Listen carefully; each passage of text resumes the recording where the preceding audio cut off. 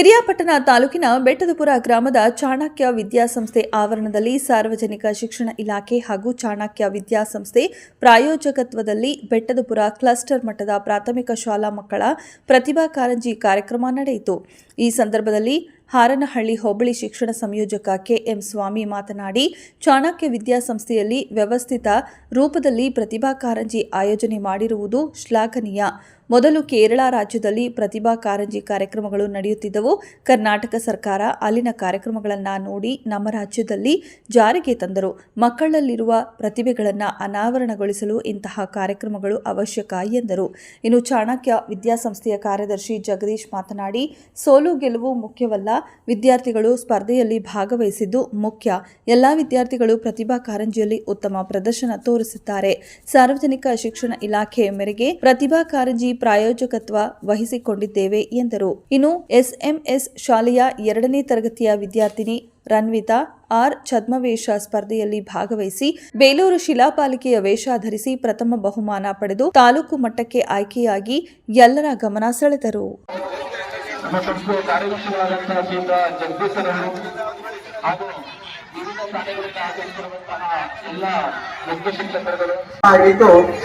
ನಮ್ಮ ಪಕ್ಕದ ರಾಜ್ಯ ಕೇರಳದಲ್ಲಿ ಈ ಕೇರಳಕ್ಕೆ ನಮ್ಮ ರಾಜ್ಯದ ಮಂತ್ರಿಗಳು ಒಮ್ಮೆ ಪ್ರವಾಸಕ್ಕೆ ಹೋದಾಗ ಶಾಲೆಗಳಲ್ಲಿ ಮಕ್ಕಳ ಒಂದು ಸಂಭ್ರಮ ಸಡಗರವನ್ನ ಕಂಡು ಅಲ್ಲಿಂದ ನಮ್ಮ ಕರ್ನಾಟಕದಲ್ಲಿ ಏಕೆ ಈ ಕಾರ್ಯಕ್ರಮವನ್ನ ನಮ್ಮ ಶಾಲೆಗಳಲ್ಲಿ ಹಮ್ಮಿಕಬಾರದು ಅನ್ನೋ ಒಂದು ನಿಟ್ಟಿನಲ್ಲಿ ಅಂದಿನಿಂದ ನಮ್ಮ ಕರ್ನಾಟಕ ರಾಜ್ಯದಲ್ಲಿ ಈ ಪ್ರತಿಭಾ ಕಾರಂಜಿ ಕಾರ್ಯಕ್ರಮವನ್ನ ಪ್ರತಿ ವರ್ಷ ಎಲ್ಲ ಶಾಲೆಗಳಲ್ಲೂ ಏರ್ಪಡುವಂತೆ ಆದೇಶಿಸಿದರು.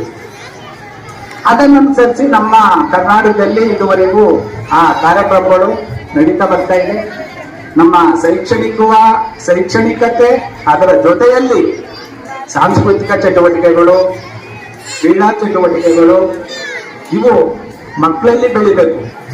ಮಕ್ಕಳ ಸರ್ವತೋಮುಖ ಪ್ರಗತಿ ಆಗಬೇಕಾದ್ರೆ ಈ ಎಲ್ಲಾ ಚಟುವಟಿಕೆಗಳು ನಮ್ಮ ಶಾಲಾ ಹಂತದಲ್ಲಿ ಅಳವಡಿಕೆ ಆಗಬೇಕು.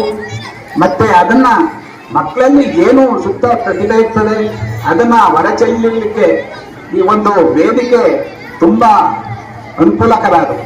ಮಕ್ಕಳ ಪ್ರತಿಭೆ ಏನಿದೆ ಆ ಅನಾವರಣ ಮಾಡಲು ನಮ್ಮ ಇಲಾಖೆ ಇದೊಂದು ಅವಕಾಶವನ್ನ ಮಾಡಿಕೊಟ್ಟಿದೆ.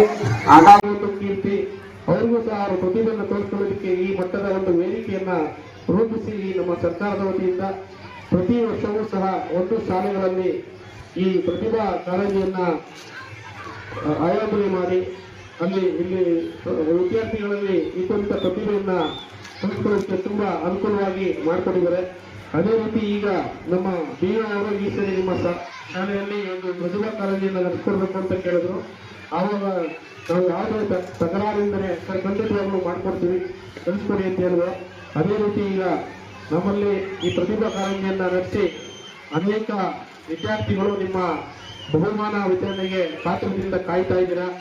ಎಲ್ಲರೂ ಬಹಳ ಅತ್ಯುತ್ತಮವಾಗಿ ತಮ್ಮ ಪ್ರದರ್ಶನಗಳನ್ನ ಕೊಟ್ಟಿದ್ದೀರಾ. ಒಂದೊಂದು ರೂಪದಲ್ಲಿ ಒಂದೊಂದು ಥರದಲ್ಲಿ ಇಲ್ಲಿ ಪ್ರದರ್ಶನ ಕೊಟ್ಟಿದ್ದೀರಾ. ನಿಮಗೆಲ್ಲ ಮುಂದಿನ ಭವಿಷ್ಯದಲ್ಲಿ ಇನ್ನೂ ಸಹ ಹೆಚ್ಚಿನ ಒಂದು ಈ ಕಾಲೇಜು ಬೆಳೀಲಿ, ಈ ಥರವೇ ಎಲ್ಲ ಶಾಲೆಗಳಿಗೆ ಒಂದು ಹೆಸರನ್ನ ತರಲಿ ಅಂತ ಹೇಳಿ ನಾನು ಈ ವೇದಿಕೆ ಮುಖಾಂತರ ಎಲ್ಲ